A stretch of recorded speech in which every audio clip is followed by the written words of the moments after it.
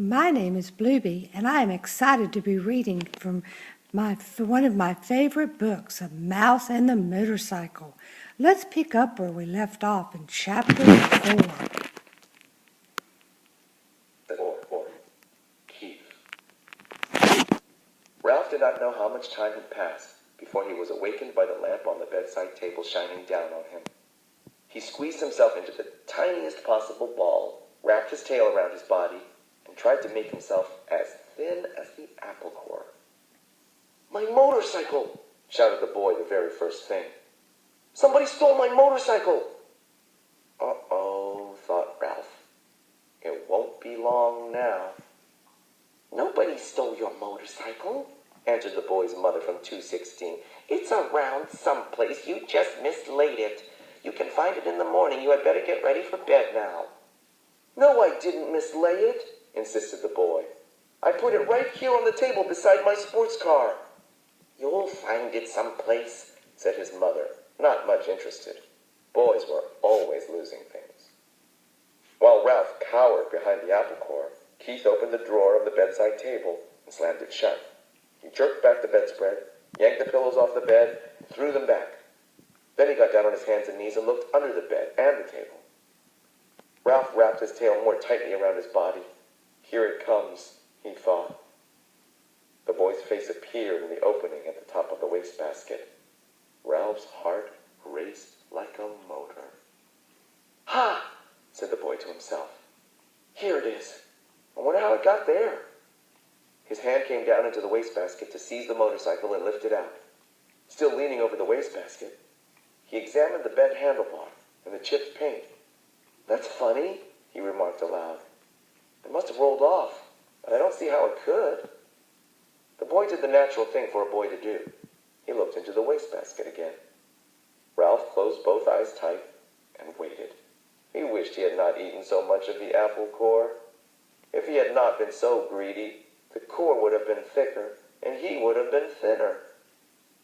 "Hey!" whispered the boy, obviously very much surprised. "How did you get in here?" He was careful to keep his voice lower than the sound of the breezes in the pines outside the window. Ralph did not move. He was grateful to the boy for not touching the apple core, even though it was really no protection at all. "Psst," whispered the boy. "Are you asleep?" Still Ralph remained motionless, except for a slight quiver of his whiskers, which he was unable to control. The boy was silent, but the mouse could feel the rhythmic drafts of his breathing. The boy must be thinking, but what was he thinking? That was what was worrying Ralph. "No," said the boy to himself. "No, it couldn't be." "Couldn't be what?" wondered Ralph, who was beginning to feel cramped from crouching behind the apple core.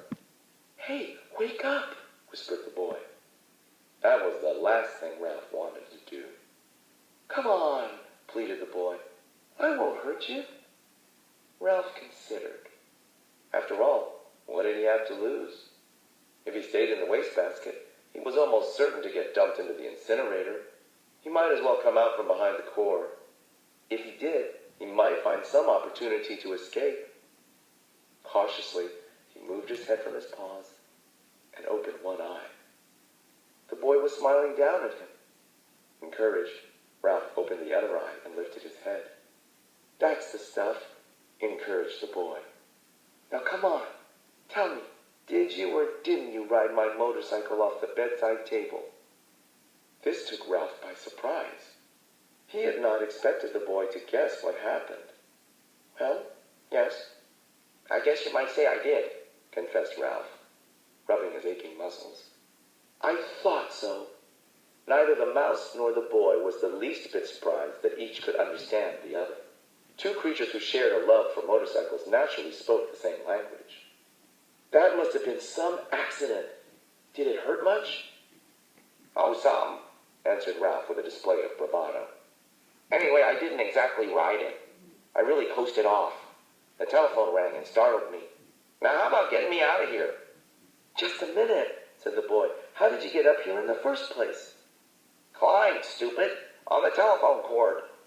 Ralph instantly regretted his rudeness. He had better watch his tongue if he expected any help in escaping from the wastebasket. Oh, of course, said the boy apologetically. I should have thought of that myself. At that moment there came a quick knock on the door to room 215, and the rattle of a key. Help! Cried Ralph. The maid! Don't let her see me! Before the boy could do anything, the maid burst into the room. Oh, excuse me. She seemed surprised to see a boy kneeling by the wastebasket. I've come to turn down the bed. That's all right, said the boy quickly. I can do it myself. Thanks anyway. Thank you, said the maid, backing out of the room. Ralph knew she was not anxious to waste time turning down the bed. As soon as she finished her duty, she was going out to the parking lot to meet a busboy, a college boy whose job was clearing tables in the dining room. Whew, that was close.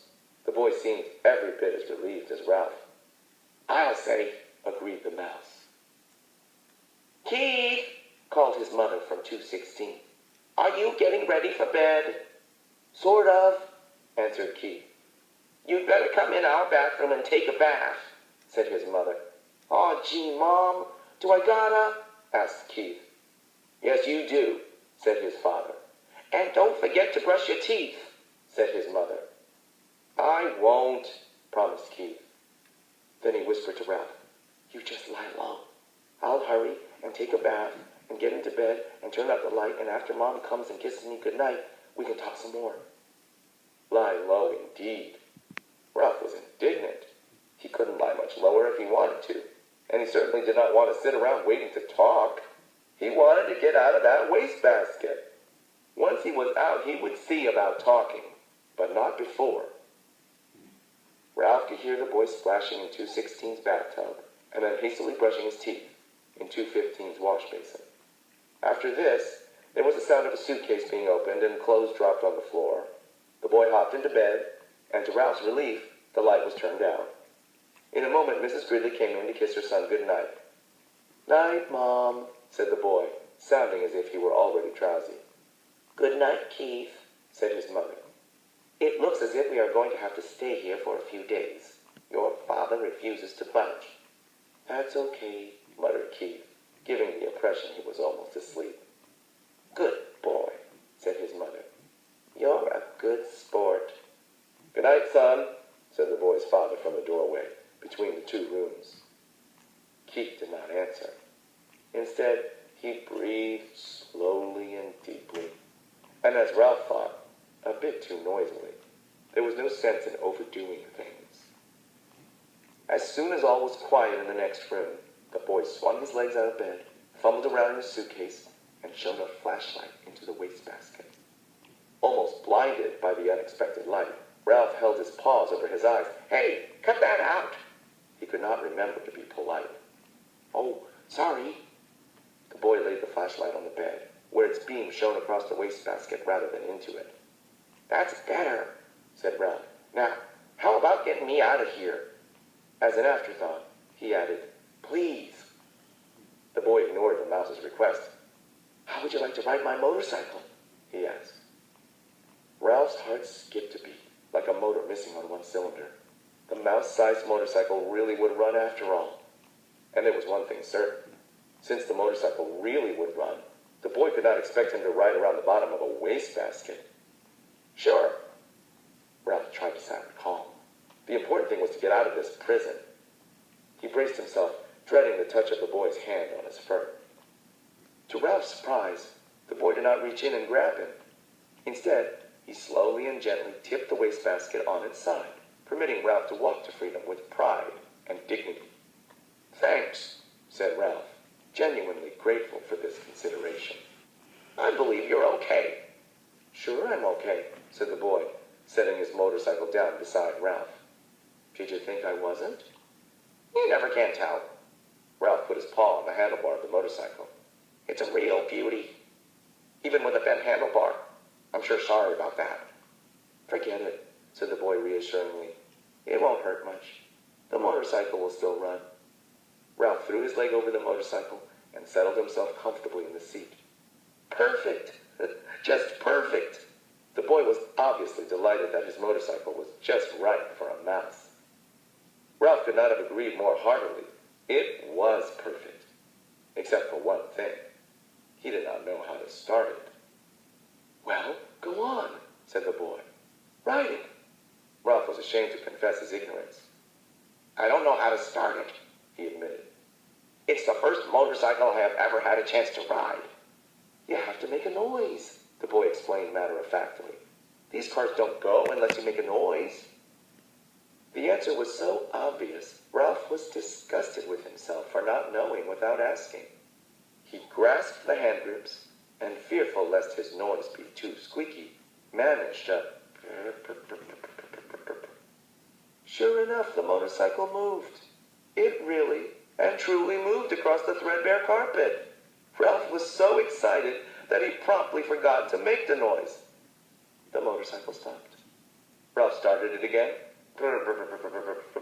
This time he remembered to keep on making the noise. He sped off into a square of moonlight on the carpet and found a good threadbare spot without any bumps. Look out for your tail, said the boy. Don't let it get caught in the spokes. Thanks for reminding me, said Ralph, causing the motorcycle to stop.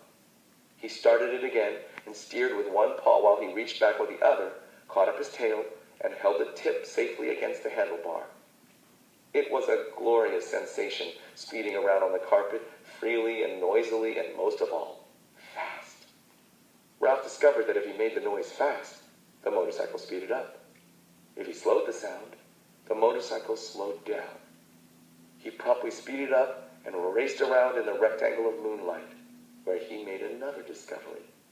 When he ran out of breath, the momentum of the motorcycle carried him on until he could take another breath. Gee, you're lucky, whispered the boy. In order to answer, Ralph had to stop. I am? It had never occurred to him that a mouse could be luckier than a boy.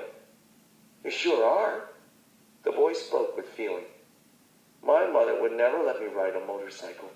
She would say I might break a leg or something silly like that. Well, if you want to come right down to it, said Ralph, I don't suppose my mother would be exactly crazy about the idea. He began to have an uneasy feeling that he really should be getting back to the mouse hole. Anyway, said the boy gloomily, it will be years and years before I'm old enough to ride a motorcycle. And then, when I am old enough, my mother won't let me. Ralph really felt sorry for the boy, hampered as he was by his youth and his mother. Go on, ride it some more, said the boy. I like to watch. Ralph started the motorcycle again and rode around in the moonlight once more, faster and faster, until he was dizzy from circling, dizzy with excitement, dizzy with the joy of speed. Never mind the danger. Never mind what his mother thought. This was living. This was what he wanted to do. On and on and on. Lucky, whispered the boy with envy in his voice. Ralph did not answer. He did not